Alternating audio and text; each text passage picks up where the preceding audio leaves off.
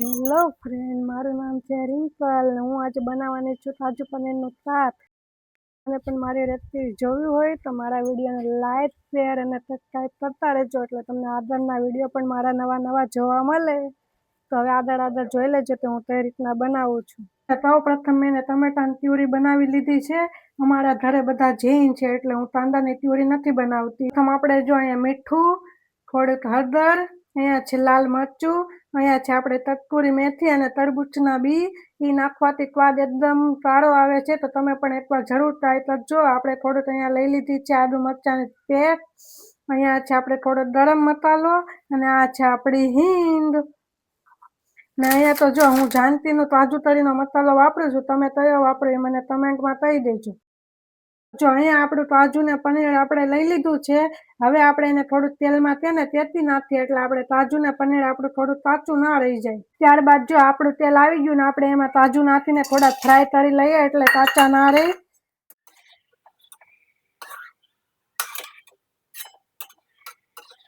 હવે આપણે એમાં પનીર નાખી દઈશું.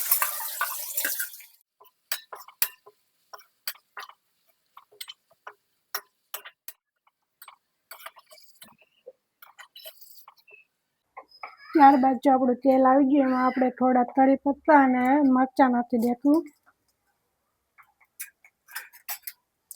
પછી જે આપણે અહીંયા ટમેટાની પ્યુરી છે ને એ નાખી દઈશું.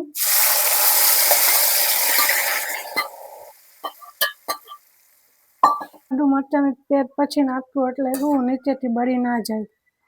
હવે પ્યુરી જ્યાં સુધી લાલ ના થાય ત્યાં સુધી આપણે એને છેડવવાનું છે. બહુ જાડી લાગતું હોય તો તમે થોડુંક પાણી પણ નાખી શકો છો. પર માટે આપણે આવી રીતના એને હલાવતા રહેતું એટલે નીચેથી ચોટી ના જાય.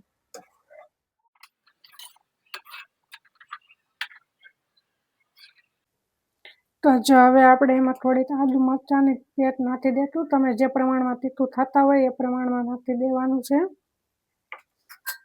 અમારા ઘરે તો બધા મીડિયમ થાય એટલે હું મીડિયમ જ નાખું. ત્યારબાદ આપણે અહીંયા તરબૂચના બી અને કસ્તુરી મેથી હતી એ નાખી દઈશું એટલે આપણું થોડુંક જાડું થાય.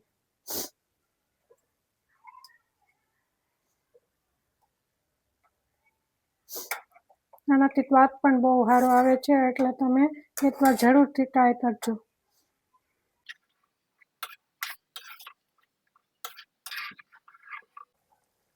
તો જો હવે આપણે અહીંયા સ્વાદ પ્રમાણે થોડુંક લાલ મરચું પણ ઉમેરી દઈશું એટલે આપણો સ્વાદ પણ સારો આવે અને દેખાવમાં પણ સારી રીતના લાલ જેવું થઈ જાય.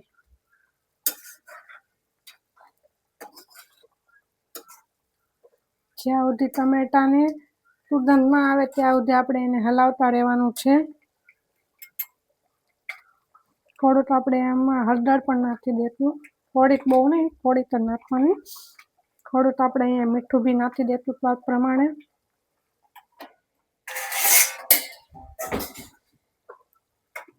થોડી વાર માટે આપણે એને આવી રીતના ઢાંકી દઈશું એટલે કે ને ટીપા ના ઉડે બહાર તેલના.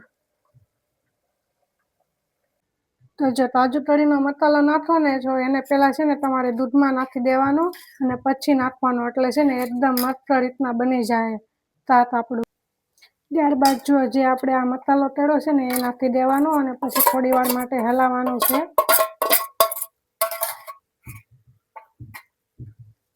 જ્યાં સુધી બધું તરત રીતે મિક્સ ન થઈ જાય ત્યાં સુધી તમારે હલાવવાનું છે અને ટમેટાની પણ સુગંધ ના આવે ત્યાં સુધી આવી રીતના હલાવતું રહેવાનું.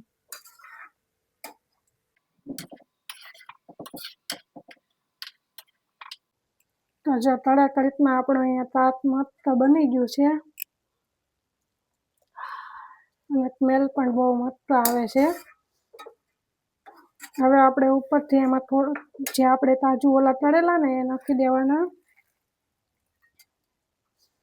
અને આ જે પનીર હતું એ નાખી દેવાનું.